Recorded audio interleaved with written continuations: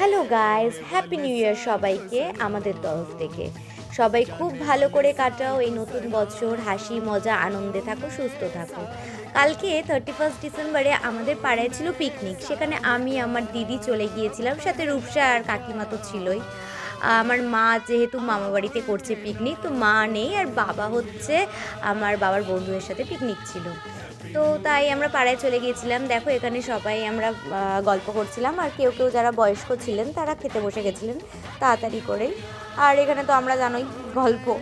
তো তারপরে আমরাও 11টার বাজে তখন খেতে গিয়ে বসে গেছিলাম, কারণ না হলে কেক কাটিং হবে 12টার সময়। আর এই যে এটা আমার মেজদিটুর কোলে আমার ভাইপো, বড়দার ছেলে। ঠিক কেক কাটার মুহূর্তে এই যে আমার পাড়ার ভাইগুলোও খেতে বসে গেছে। আর এখানে তো আমরা গান টান চালিয়ে খুব নাচানাচি করছিলাম, happy new year happy new year.